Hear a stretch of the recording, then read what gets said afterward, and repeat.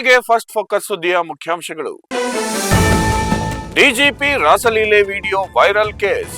Video viral ಬೆನ್ನಲ್ಲೇ ಡಿಜಿಪಿಗೆ ತಲೆದಂಡ. ಡಿಜಿಪಿ ರಾಮಚಂದ್ರ ರಾವ್ ಅಮಾನತಿಗೆ ಸರ್ಕಾರ ಆದೇಶ. ಲಕ್ಕುಂಡಿ ಭೂಗರ್ಭದಲ್ಲಿ ಬಗದಷ್ಟು ರಹಸ್ಯ. ಶಿಲಾಯುಗದ ಕೊಡಲಿ, ಲೋಹದ ಗಂಟೆ ಪತ್ತೆ.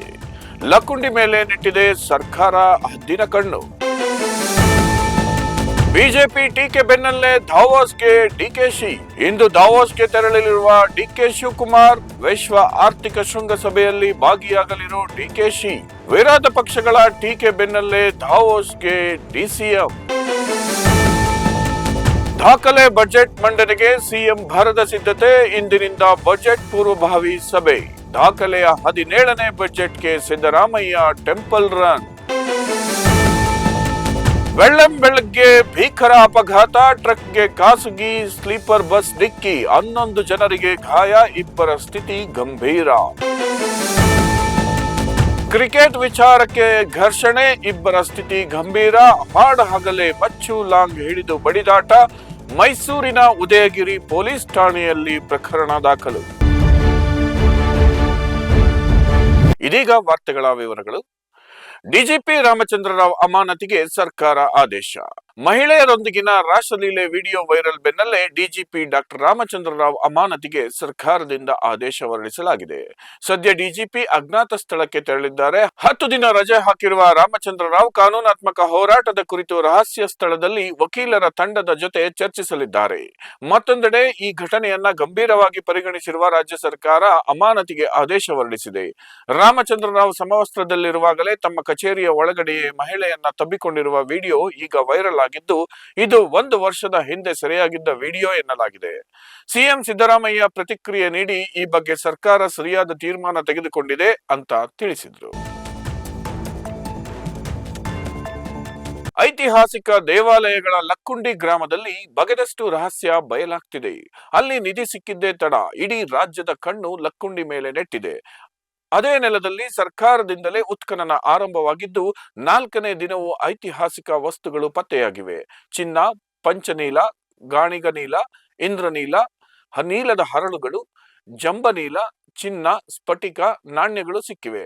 ಸರ್ಕಾರ ಭೂ ಉತ್ಖನನಕ್ಕೆ ಚಾಲನೆ ನೀಡಿದ 4 ದಿನಗಳ ಬಳಿಕ ಇದೀಗ ಶಿಲಾಯುಗದ ಕೊಡಲಿ, ಲೋಹದ ಗಂಟೆ ಪತ್ತೆಯಾಗಿದೆ.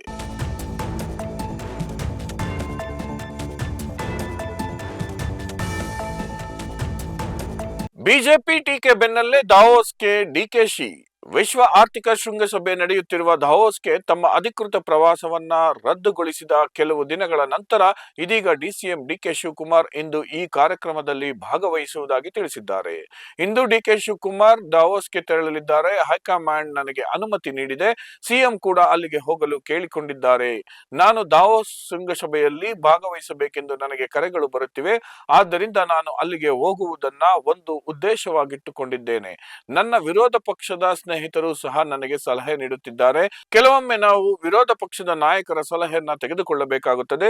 ರಾಜ್ಯದ ಹಿತದೃಷ್ಟಿಯಿಂದ ನಾವೆಲ್ಲರೂ ಒಟ್ಟಾಗಿ ಕೆಲಸ ಮಾಡುತ್ತೇವೆ ಎಂದು ಶಿವಕುಮಾರ್ ಹೇಳಿದರು. ದಾಖಲೆ ಬಜೆಟ್ ಮಂಡನೆಗೆ ಸಿಎಂ ಭರದ ಸಿದ್ಧತೆ. ಮುಖ್ಯಮಂತ್ರಿ ಸಿದ್ದರಾಮಯ್ಯ ದಾಖಲೆ ಬಜೆಟ್ ಮಂಡನೆಗೆ ಭರದ ಸಿದ್ಧತೆ ನಡೆಸಿದ್ದಾರೆ. ಬಜೆಟ್ ಪೂರ್ವಭಾವಿ ಸಭೆಗಳನ್ನ ಇಂದಿನಿಂದ ಆರಂಭಿಸಲಿದ್ದಾರೆ. ಬೆಂಗಳೂರಿನ ಕಾವೇರಿ ನಿವಾಸದಲ್ಲಿ ನಡೆಯುತ್ತಿರುವ ಈ ಸಭೆಗಳಲ್ಲಿ ಇಲಾಖಾವಾರು ಪರಿಶೀಲನೆ ನಡೆಯಲಿದ್ದು, ಆರ್ಥಿಕ ಇಲಾಖೆಯ ಹಿರಿಯ ಅಧಿಕಾರಿಗಳೊಂದಿಗೆ ಸಿಎಂ ಸಿದ್ದರಾಮಯ್ಯ ಚರ್ಚಿಸಲಿದ್ದಾರೆ. ಸಿಎಂ ಸಿದ್ದರಾಮಯ್ಯ ರಾಜ್ಯಕ್ಕೆ ದೀರ್ಘಾವಧಿಯ ಸಿಎಂ ಆಗಿ ಸೇವೆ ಸಲ್ಲಿಸಿದ ದಾಖಲೆ ಬರೆದಿದ್ದಾರೆ. ದೇವರಾಜು ಅರಸು ಅವರ ದಾಖಲೆಯನ್ನು ಮುರಿದಿದ್ದಾರೆ. ಇದರೊಂದಿಗೆ ಸತತ 17ನೇ ಬಾರಿಗೆ ಬಜೆಟ್ ಮಂಡಿಸಿ ದಾಖಲೆ ಬರೆಯಲು ಸಜ್ಜಾಗಿದ್ದಾರೆ. ಒಂದೆಡೆ ಬಜೆಟ್ ಸಿದ್ಧತೆಯಲ್ಲಿರುವ ಸಿಎಂ, ಮತ್ತೊಂದೆಡೆ ಬದಾಮಿಯ ಬನಶಂಕರಿ ದೇವಸ್ಥಾನಕ್ಕೆ ಭೇಟಿ ನೀಡಿ ದೇವರ ದರ್ಶನ ಪಡೆದಿದ್ದಾರೆ.